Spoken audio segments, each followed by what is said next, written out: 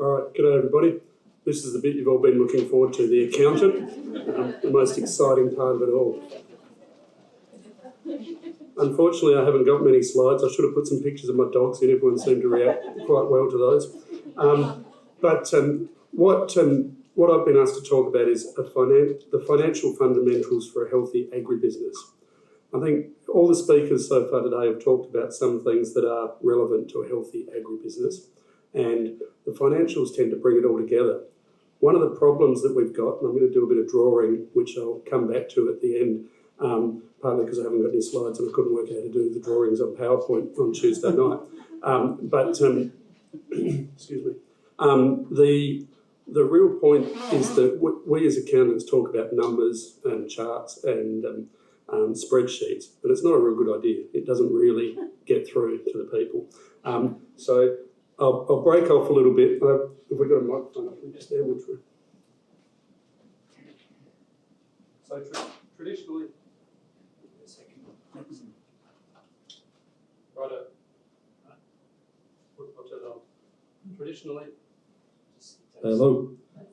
Traditionally, we talked about profit and loss. My skills on a whiteboard aren't much better than on the PowerPoint slides, but I'm not going to do anything exciting here. We talked about a balance sheet.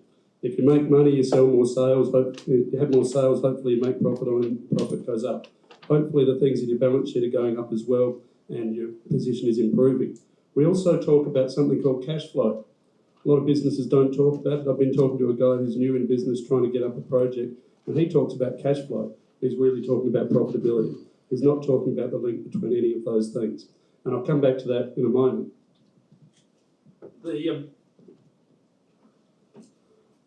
The thing that really becomes important there is that there's something missing. We're missing why we're doing all of this. And we're missing the fact that we need to look at our goals. So what are our goals? And we need to actually have a look at things that are not just a business goal. I'm going to sell more wine in China. I'm going to buy more grain. I'm going to get a better profitability. I'm going to improve my margins or reduce my fertiliser costs. We've got to look at why you want to do that. And if we look at the goals for a moment, then we want to sustain a particular lifestyle, spend a certain amount of money every year. We actually also get older. It's one of the things you can't avoid. You either stop getting older or you keep getting older, but nothing happens in between. And in that time, we want to develop a nest egg, let's say, so that you can exit. So we want to develop something as well as that sustainability year on year. So our nest egg's off to the side. The other thing that happens is things change. You have kids sometimes. I've got two. They come along, they cost lots of money, and then they want a job on the farm, in the business or whatever. So all of a sudden your goals change. You need to support them year to year, and to get that nest egg, to get that amount that you want at the end of it, you need to change your goals, change your focus, grow your business, evolve. Maybe you just change your goals and you get a smaller boat when you retire.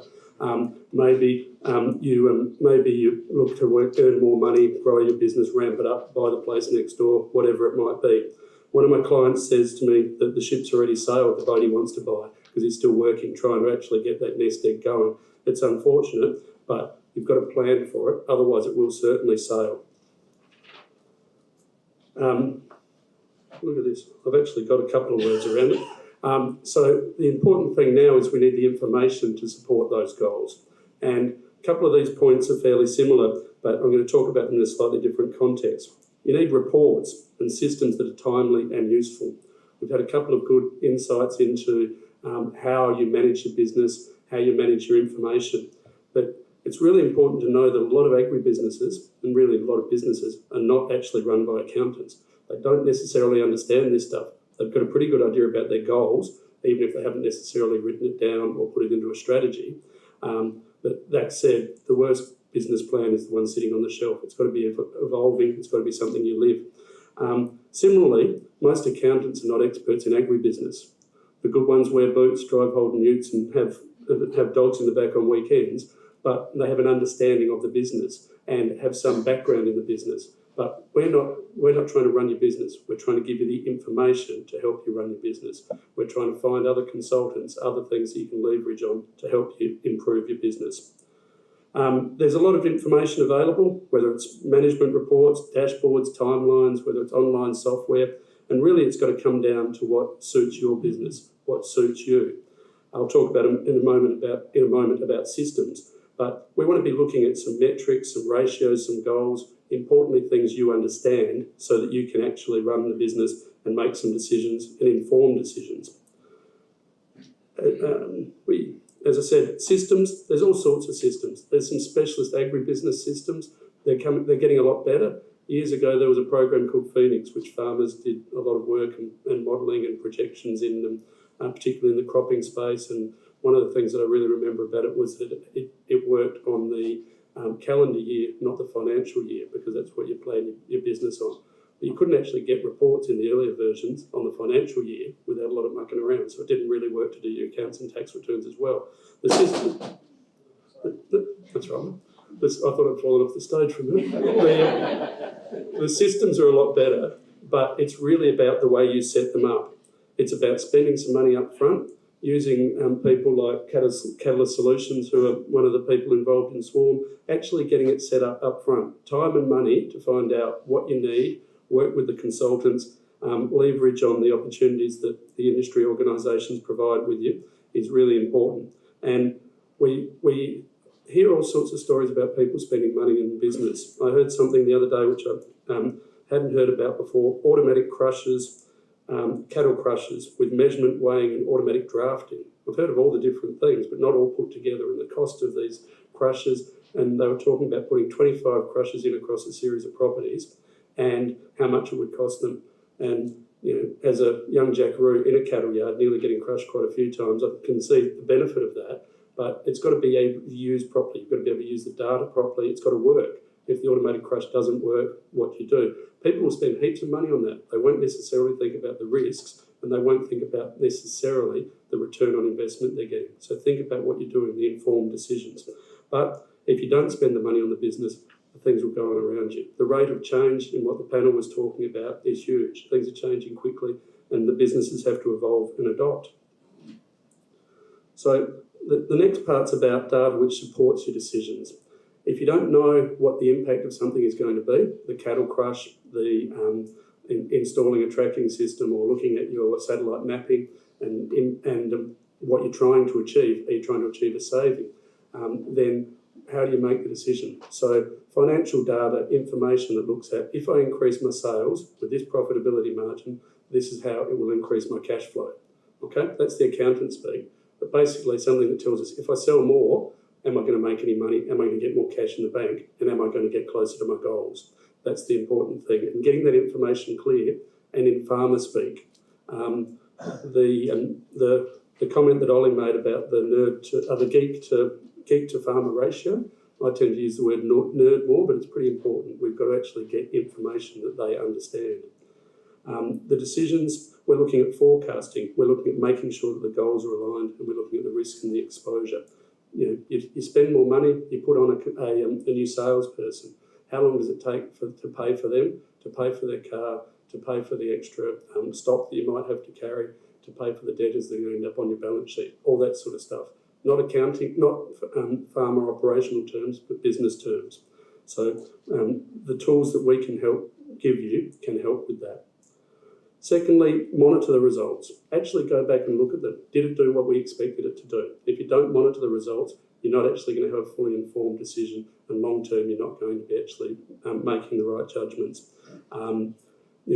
There's a number of things that we can look at. We can look at variance reports. We expected it to do this, it did this. We can look at the reasons behind it. You can look at it at a pretty high level at first, and then you drill down on it if something's not working. Why is my petrol cost still going up? Why is my fuel cost still going up? And you can drill down on it. But it's really looking at it that high level simplicity. Is it doing what we expected? And then drilling down on it further. Part of that is actually evaluating the decisions and goals. And there I'm really trying to get back to, the decisions and the impacts on the goals. I'm trying to get back to your goals. Have they changed? Are we achieving what we want? Are we building towards that nest egg? Too many of us think at the end of the year how much tax we're going to have to pay. At the end of 3 years. The bankers in the room, we get yearly forecasts, maybe three yearly three-way models with the profit and loss, the balance sheet and the cash flow. but we've really got to think longer term. Where's this business actually heading? How am I going to exit? If I'm going to work all my life and die on the farm, that's great, but what am I going to leave behind? And planning around that and working through it, it's pretty important. So am I actually achieving what I want? And plan, predict, manage the results and the outcomes. So trying to sum it up a little bit, I think it's about financial literacy. I've done a talk with various people, and sometimes it can be a long talk depending on the audience, about how to read the balance sheet, how to read the profit and loss and look at the important numbers. It's not about becoming an accountant, it's about looking at the numbers that are moving and gaining that level of literacy.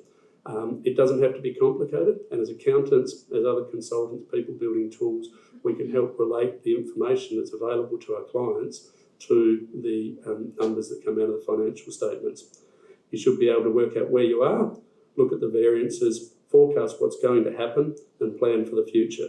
The final thing is really important, taking advantage of other opportunities as they come up. Be ready to take advantage of other opportunities.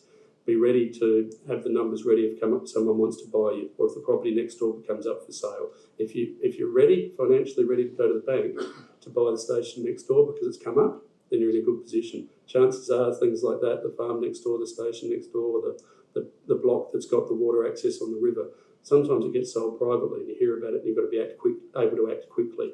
So I'm a big believer in being financially ready. I have written a few notes against the other speakers' names and the things that they've covered and how I think they actually come into all of this. But it's really important. I think a lot of it's already been covered. But it's really important that the smart money in agribusiness goes into where there's information, where they can see what's happening and they can see what the future is going to go with.